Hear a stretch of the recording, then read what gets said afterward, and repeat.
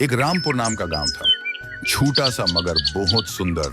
उसी गांव में एक मेहनती किसान रहता था जिसका नाम रामू था। हे भगवान, इस साल भी बारिश नहीं हुई। एक दिन रामू किसान बहुत दुखी था। उसे एक कबूतर, कछुआ और खरगोश ने देखा और आपस में बातें करने लगे।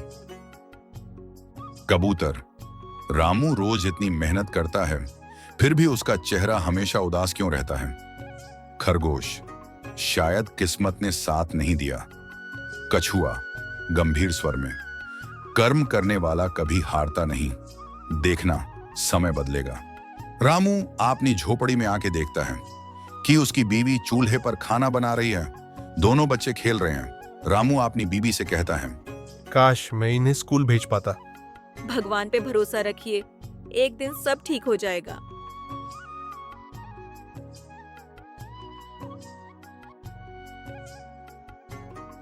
गांव में एक दिन एक सरकारी कर्मचारी आता है और गांव वालों को समझाता है, गांव में गरीबों को व्यापार के लिए ठेले और मदद मिलेगी।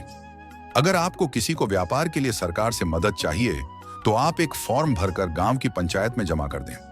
नीचे खड़े लोगों में एक रामू भी सरकारी योजना सुन रहा था। उसने देर न करते हुए कहा, मुझे भी योजना का लाभ उठाना है। रामू ने सरकारी योजना से एक फल भेजने का व्यापार शुरू कर दिया और गांव में फल बेचना शुरू कर दिया। तभी गांव के माधव चाचा रामू के पास आए और बोले, रामू, तुम्हारी सब्जियां हमेशा ताजी होती हैं।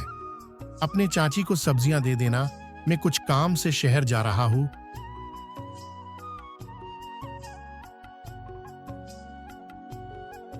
रामू की मेहनत रंग लाई और रामू ने कुछ ही दिनों में सब्जियों की दुकान शुरू कर दी। उसके बच्चे स्कूल जाने लगे। उसका परिवार अब खुशहाल जिंदगी जीने लगे।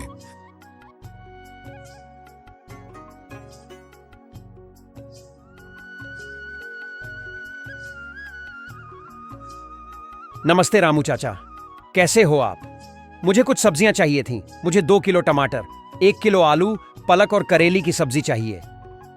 हाँ, श्याम कैसे हो? अभी देता हूं। कबूतर उछलते हुए कहने लगा, रामू की मेहनत रंग लाई, रामू की मेहनत रंग लाई। कछुआ धीरे से चलते हुआ बोलने लगा, मेहनत और ईमानदारी का फल देर से ही सही, लेकिन मीठा होता है।